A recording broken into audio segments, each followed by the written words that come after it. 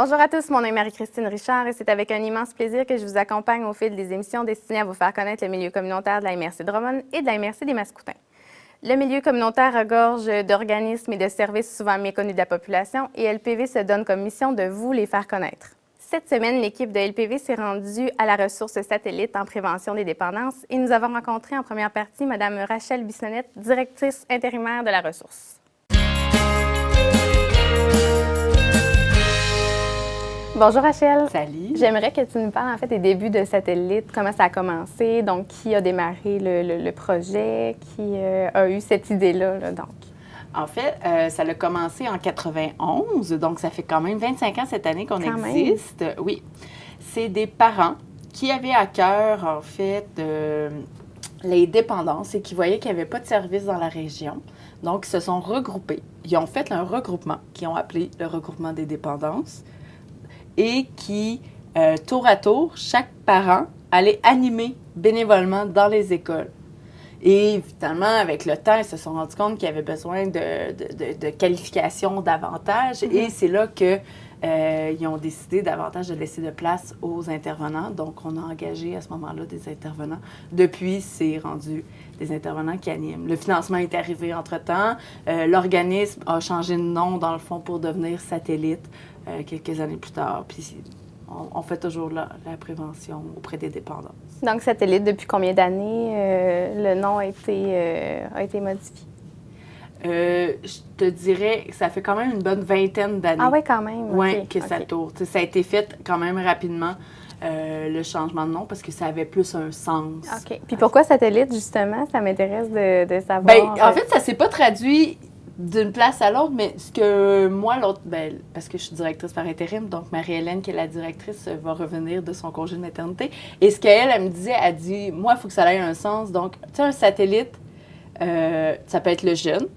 Et ce qui en entoure, il y a des orbites, il y a toutes sortes de trucs qui tournent en entour. Donc, ça, c'est l'entourage, c'est les parents, c'est la famille. C'est vraiment tout ce côté-là. Fait que donc, c'est dans ce sens-là qu'ils ont décidé de le faire. Puis le logo, au centre, dans le fond, où est-ce qu'il y a le S, il y a un gros point en arrière qui, dans le fond, peut donner l'image du jeune. Et en entour, il y a comme des orbites. Et il y a d'autres points qui, dans le fond, peuvent être des gens qui sont d'influence en entour des jeunes. Donc, on peut parler des professeurs, des adultes, des parents, de la famille, tout l'entourage qui peut faire en sorte d'éviter que le jeune tombe dans une dépendance, si tu veux, éventuellement. C'est ce qu'on souhaite, en fait, en émettant des facteurs de protection, donc en ayant des personnes en entour de leur. Tout le monde doit graviter autour. C'est ça, exactement, l'image du jeune qui gravite, donc qui fait face aussi à un système autour de lui, donc un environnement où il peut avoir des influences, des situations stressantes, différentes problématiques qu'il va vivre, qui va l'emmener peut-être à vouloir à un moment donné basculer en fait vers le monde de la consommation. Oui. Des modèles positifs. Voilà, tout à fait. Des modèles supportants. Donc, quand on pense au personnel enseignant, est-ce que vous offrez aussi une formation au personnel, justement, pour qu'ils soient plus sensibilisés, plus à l'affût, peut-être, de... Bien, à part ceux qui assistent à nos ateliers qu'on offre aux jeunes, directement, non, mais on a un groupe où ce que les parents peuvent davantage participer. Donc, à ce moment-là, on essaye de les outiller. On fait des différents kiosques lors des activités estivales, l'été. On fait des kiosques quand il y a des festivals, etc. Donc, ça nous permet de sensibiliser les gens en entour parce qu'on se dit, c'est pas juste le jeune, puis il n'est pas tout seul. Donc, d'avoir l'entourage, ça va juste l'aider. Effectivement. Ouais. Puis le portrait de la consommation dans la MRC des Mascoutins, ce serait... est-ce que vous avez des statistiques, des données par rapport à ça? Oui, quand même. C'est démontré. Il y a eu un portrait qui a été fait auprès de la Montérégie. Je n'ai pas directement à Saint-Hyacinthe, mais dans la Montérégie, qui démontre que les premières consommations se font à l'âge de 13 ans. C'est quand même triste, que ce soit au niveau de l'alcool ou que ce soit au niveau du cannabis, qui sont les premières portes d'entrée. Et plus que c'est précoce, plus que les risques au niveau de la dépendance augmentent à ce moment-là. Donc, c'est sûr que c'est un enjeu pour nous d'aller les rejoindre avant qu'ils commencent, d'où la prévention. Dans le fond, l'idéal, c'est de commencer à les rejoindre au niveau du primaire. Essayer de leur mettre du positif dans leur vie, essayer de leur dire connectez-vous à une passion, connectez-vous à quelque chose que vous sentez qui est bien, qui est sain, parce que dans le fond, notre mission, c'est de développer des saines habitudes auprès de ces enfants-là, de ces jeunes-là. Donc, c'est... D'aller développer aussi au niveau des habiletés relationnelles, interpersonnelles, communicationnelles aussi. Oui. Puis, tu sais, aussi banal que ça paraît d'aller voir des jeunes de 2e année, mais tu sais, il faut comme se donner l'image où ce qu'on est un jardinier, tu sais, où ce qu'on sème, puis que parfois il faut arroser. Bien, c'est un peu ça qu'on fait de niveau à niveau, parce que dans le fond, comme qu'on les rencontre régulièrement à tous les niveaux, bien, à un moment donné, il y a soit une mauvaise herbe, ce qu'on ne souhaite pas qu'ils poussent, parce qu'on les arrose puis on s'en occupe, mais il y a aussi des belles fleurs qui poussent de ça. Fait qu'on est un peu, si tu veux, à l'image, un jardinier qui essaye de... C'est une belle... Justement, l'image est très belle. De quelle façon on peut aider un parent qui observerait des comportements chez son jeune inquiétants? De quelle façon on pourrait les outiller? Bien, nous, entre autres... dans un de nos mandats, on fait des capsules parents c'est un texte qu'on écrit qui apparaît aux 3 mois dans le journal local, qu'on est en collaboration avec d'autres organismes aussi qui le font. C'est dans le cadre du comité de toxico, qui est le comité de toxicomanie, qui découle d'une table de concertation jeunesse. Donc, on est vraiment connecté avec des autres organismes et on décrit soit une dépendance, une problématique, ou si, mettons, exemple, je vous dis, on avait un à faire pour le temps des fêtes, bien, comment qu'on peut faire pour revenir à la routine après le temps des fêtes, puisqu'on a eu 2 semaines de vacances qui a été le brouhaha ou qui a été la fête tout le long, et puis de nous ramener comme adultes à une routine, mais de ramener notre enfant, comment qu'on peut faire. Puis, évidemment, au niveau des habitudes de sommeil, alimentaire et tout ça, là, la base, donc. Tout à fait. L'idéal, c'est de répondre aux besoins de base. Donc, on commence souvent par outiller au niveau des besoins de base. Donc, c'est une des manières qu'on fait. Ou sinon, si un parent directement nous en parlerait, on référerait aux ressources, dans le fond, soit scolaires, si c'est dans le cadre du milieu scolaire, ou sinon des autres ressources communautaires qui existent. OK. Avez-vous des nouveaux projets, des nouveautés qui s'en viennent? On aimerait bien développer au niveau de la cyberdépendance. Ah, wow! C'est intéressant. Oui, parce que, tu sais, de plus en plus jeune, on s'entend qu'on est connecté avec notre téléphone. Imaginez nous, adultes, imaginez les jeunes qui sont nés avec cette technologie-là. Donc, c'est clair qu'on veut développer quelque chose. On regarde avec un autre organisme qui ont déjà développé, qui est dans le coin de Belleuil. On va peut-être acheter une partie puis mettre notre couleur après dedans de leurs ateliers. Donc, on veut développer ça parce que c'est un besoin qui nous a été nommé de la part des éducateurs et des professeurs au niveau même primaire et ou secondaire. Même au niveau primaire? Oui, bien, c'est comme 5e, 6e année, là. OK. Je te dirais. Donc pré-ado, oui, c'est ça. Parce que vite, on est, tu sais, soit qu'on a accès par Facebook, tu sais, les réseaux sociaux. Ça fait partie de la cyberdépendance, de comment qu'on peut passer au travers, mais c'est le comportement qu'on en fait avec le réseau social, dans le fond, le réseau social de Facebook en tant que tel. Donc, c'est de voir ce qu'on peut faire. Fait que ça, c'est un de nos trucs qu'on voudrait développer en particulier. C'est sûr que, bon, un des défis qu'on a comme organisme communautaire, c'est au niveau du financement. Donc, on veut développer différents levées de fonds. On a déjà notre Dégustons don. Ah oui? Oui. Consiste, hein? On a 7 chefs de la région qui viennent faire des bouchées. Donc, ils ont 2 bouchées chacun, ce qui fait comme 14 bouchées, qui fait comme une assiette, je vous dirais bien, une bonne assiette comblée. Et les gens viennent assister, payent pour venir, et les chefs présentent leur assiette, leur montage, et tout provient de la région. Donc, tout ce qui les produits locaux. Tous les produits locaux. Donc, tout ce qui est les protéines, c'est les producteurs de la région qui l'ont fait. Tout. Tu sais, fait que donc, on essaie vraiment beaucoup d'encourager la région et toutes nos personnes qui peuvent être en entour, qui peuvent graviter, mais autour de nous, finalement. Puis aussi, ça leur donne une visibilité. Oui. Là, à eux, ça permet de se faire connaître, de faire connaître leurs produits. Fait que c'est intéressant pour les 2 parties à ce moment-là. Puis tu vois, lui, on le fait souvent en novembre, mais on aimerait ça développer d'autres activités. Donc, on a plusieurs idées, mais j'ose pas trop c'est correct. en dire encore, parce que tant que c'est pas coulé dans le béton... Pas de problème. Quel serait l'enjeu principal de Satellite? Bien, un des enjeux, même si ça fait 25 ans qu'on existe, ça arrive encore qu'on se fait dire « Ah, je savais même pas que vous existiez. Ah, vous êtes qui? » Tu sais, donc, la visibilité est encore à créer auprès de la communauté. D'où le pourquoi qu'on veut s'intégrer davantage aux activités estivales qui existent. On veut se faire voir. C'est un défi parce qu'effectivement, on n'est que 3 employés présentement et ça, c'est comme un record. Le maximum qui a été jusqu'à date, c'était 2 employés. Donc, Puis est-ce que c'est suffisant en termes de ressources humaines pour desservir le bassin de population, desservir le territoire? Je vous dirais oui, mais ça dépend des périodes. Il y a toujours place au développement. Donc, on pourrait être plusieurs et se centraliser sur différents ateliers, chacun, et les pousser davantage. Comme que, je vous dirais, l'été, bien... C'est plus tranquille. C'est plus tranquille. Une accalmie à ce moment-là, étant donné que la période scolaire... est pas là. Puis, tu sais, c'est comme un peu notre objectif d'être vraiment dans toutes les écoles, de faire toute la région. Mais si on développe au niveau des régions pour pouvoir se faire connaître, bien, il faut prendre le temps. Le poste de direction existe pour ça, mais c'est pas toujours évident. On a tout le temps des situations qui nous obligent à faire comme « Oups, on peut pas aller par là, on peut aller par là. Il faut faire les redditions de comptes. Il y a tout plein de choses au niveau de la... » Par contre, l'été, en période de vacances, c'est souvent un point tournant pour les jeunes au niveau de la consommation. Hein? Oui. Souvent, il va y avoir peut-être un début même, ou des essais, des expériences durant la période d'été. Ça peut être... parce que... Bien, c'est des trouvées.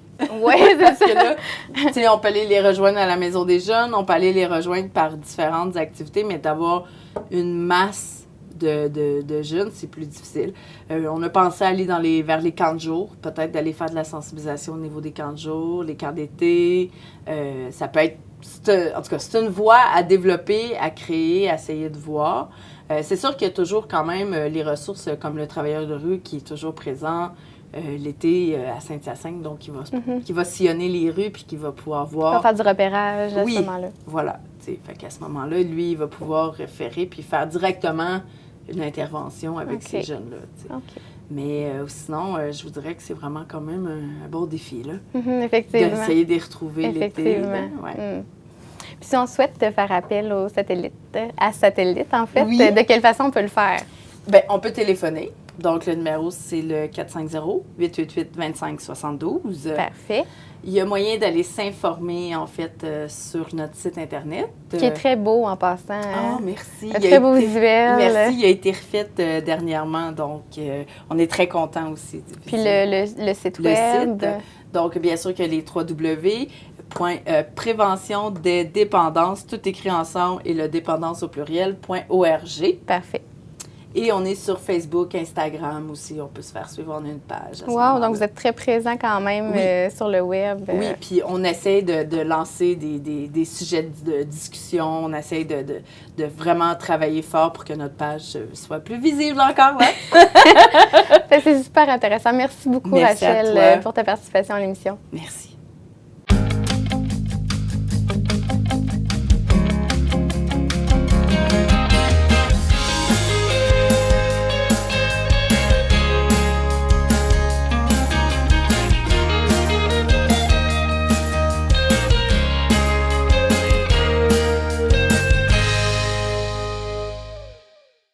Nous avons également rencontré Émilie Villemur, intervenante et animatrice, qui nous a présenté un portrait détaillé des ateliers offerts aux jeunes de la région.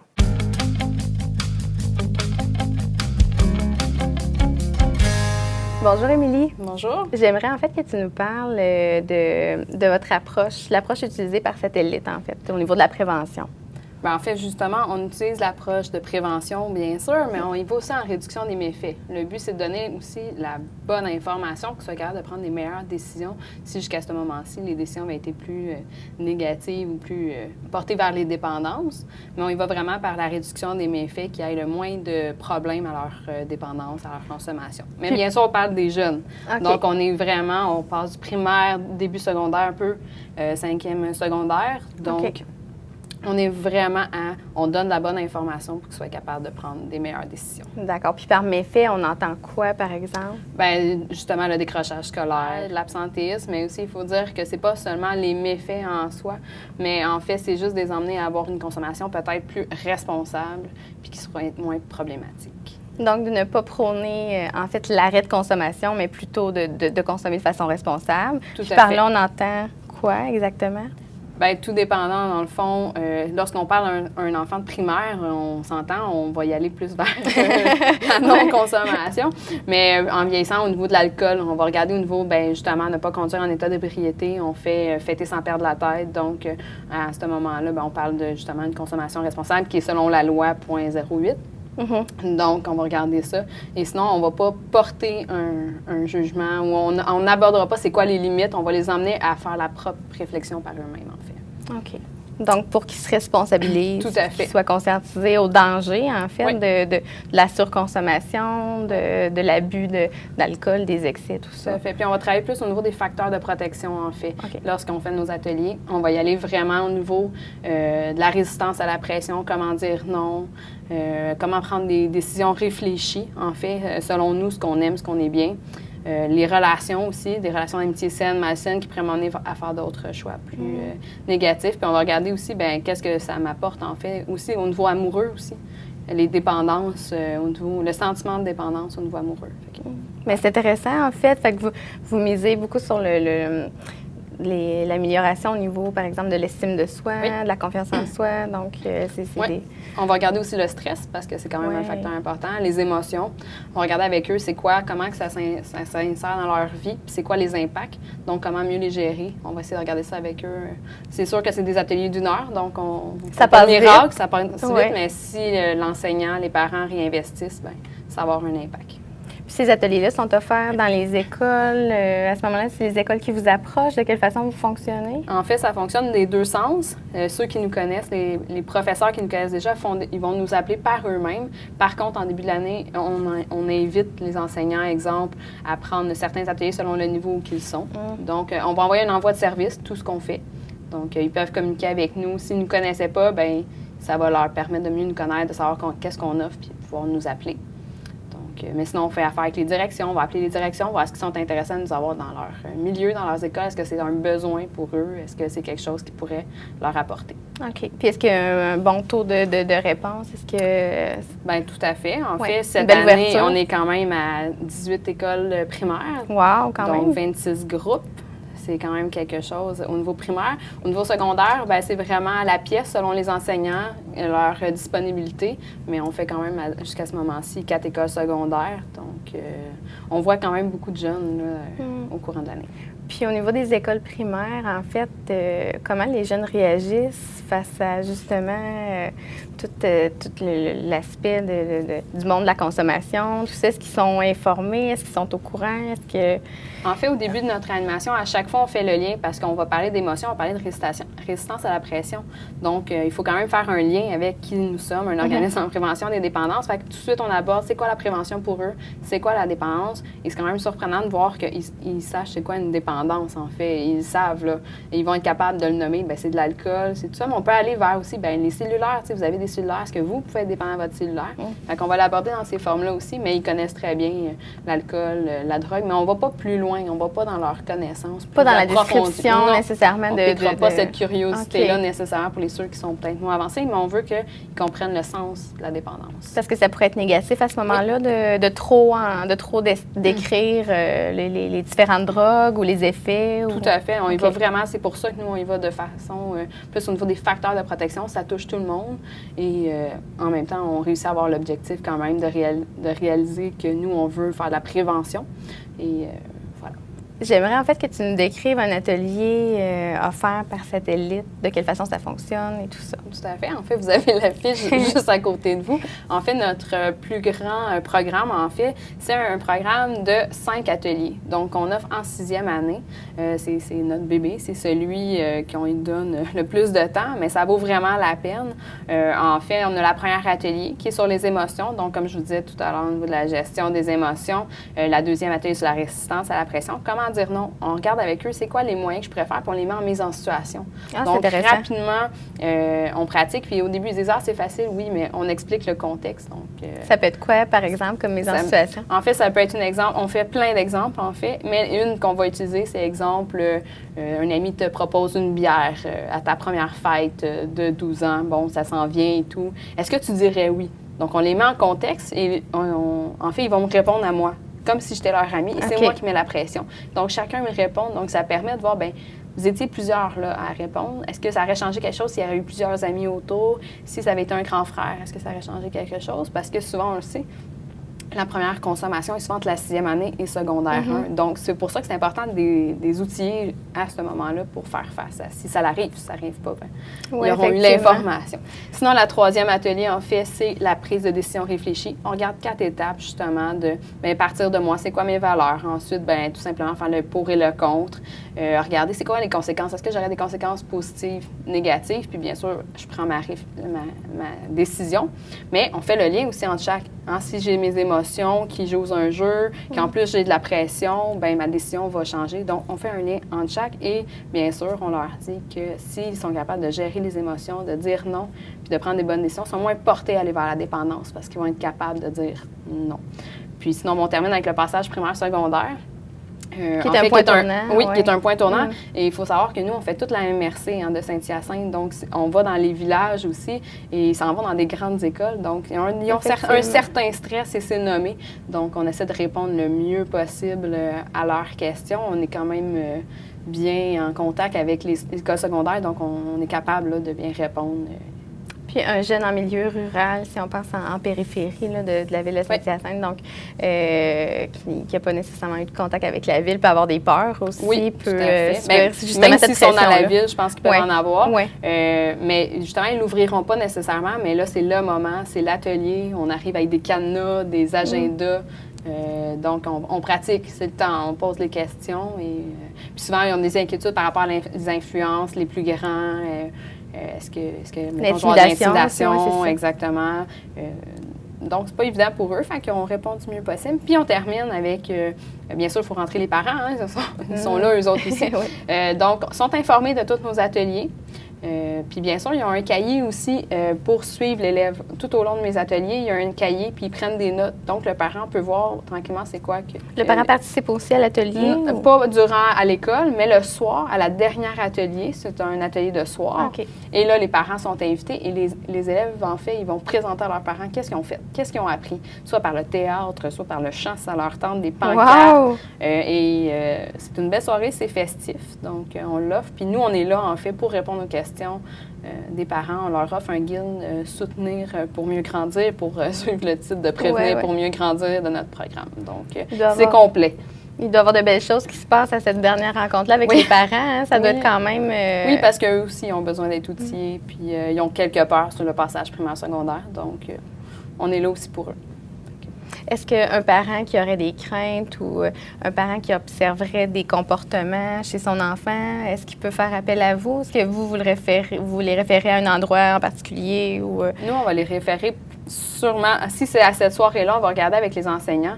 Mais si c'est des craintes, on va essayer d'y répondre. Mais on va les référer aux écoles secondaires. Il y a des éducateurs, il y a quand même... Directement dans les écoles, oui, ils peuvent exactement, répondre aux besoins. Parce que nous, on ne pourra pas à l'individuel répondre au téléphone. Et par contre, s'ils nous appellent, bien sûr, on va les référer au bon endroit. S'ils ont des inquiétudes, dépendant des inquiétudes, on va les envoyer vers une ressource, tel virage ou l'école secondaire elle-même, selon la problématique, selon le niveau d'inquiétude. Travaillez-vous de concert avec d'autres organismes ou en partenariat avec d'autres institutions, organismes? Oui, on travaille avec d'autres organismes. En fait, on travaille en particulier avec Justice alternative et le service de police.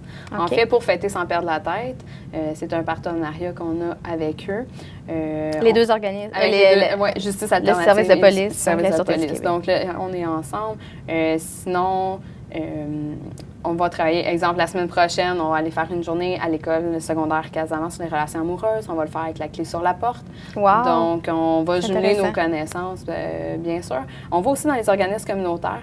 On ne l'a pas mentionné jusqu'à maintenant, mais en fait, on fait les organismes communautaires, tel le parrainage civique. On va aller à IMTM, qui est Intégration au milieu travail Montérégie. Donc, espace carrière. Donc, on va aller aussi dans des organismes communautaires. On ne fait pas seulement du scolaire. Wow. Donc, beaucoup de réseautage, beaucoup de Oui, on travail. essaie de se faire voir aussi par des kiosques près des jeunes, auprès de la population de Saint-Hyacinthe, un peu partout. Mis à part quand même le programme Prévenir pour mieux grandir, on a plusieurs autres ateliers qu'on fait à différents niveaux. En fait, le but, c'est de toucher le plus de niveaux possible. On parle quand même qu'on va jusqu'à la 2e année avec notre atelier Mon ami caméléon, on aborde tout simplement c'est quoi un ami qui est positif, qui m'emmène à pas à faire des choses négatives, en fait, qui me laisse être moi-même. Donc, un caméléon, ça change souvent de couleur, donc on les invite à garder leur propre couleur. Sinon, en 4e année, on parle de don de ton stress. On aborde le sujet du stress, c'est quoi? Qu'est-ce que ça me fait vivre physiquement et qu'est-ce que ça peut avoir comme impact aussi sur ma vie, à l'école, avec mes amis. Et on termine toujours avec une activité. Nous, on souhaite leur laisser un objet, quelque chose pour qu'ils se rappellent de cette activité-là. Donc, on laisse une balle de stress qu'ils vont faire par eux-mêmes. Avec mon ami caméléon, par exemple, ils vont faire un bracelet. Donc, on fait toujours une activité finale pour que le tout ait du sens, selon l'activité, bien sûr. Pour qu'ils puissent se souvenir aussi. Oui, se souvenir aussi. Au secondaire, on offre au niveau des boissons énergisantes. On informe, en fait, de qu'est-ce qu'une boisson énergisante, c'est quoi les impacts que ça peut avoir si on en prend en trop grande quantité, et qu'ils soient informés aussi de qu'est-ce qu'ils prennent. Donc, ça nous amène aussi à parler des dépendances aussi. Sinon, on parle des relations amoureuses. Avec Amour en cage, on va parler de la dépendance affective, donc l'amour qui est plus néfaste, qui est malsaine. Comment je fais pour voir les signaux? On regarde ça avec eux. On met même des mises en situation, voir c'est quoi les signes pour voir que je suis dans une situation malsaine, puis qu'est-ce que je fais un coup que ça s'est arrivé. Puis des fois, ça peut amener des relations amoureuses à aller faire des choix de dépendance. Si la personne que j'aime consomme, je peux vouloir consommer pour lui faire plaisir. Donc, on essaie de sortir de cette zone-là. On essaie de les emmener à réfléchir justement à leur propre relation, s'ils en ont déjà aussi. Donc, de beaux outils qui sont transmis à nos jeunes. Oui, on essaie du plus possible. Et bien sûr, on essaie toujours de créer toujours plus selon les besoins des milieux, en fait. Mais merci beaucoup, Émilie, pour ta participation à l'émission. Ça fait plaisir. Merci.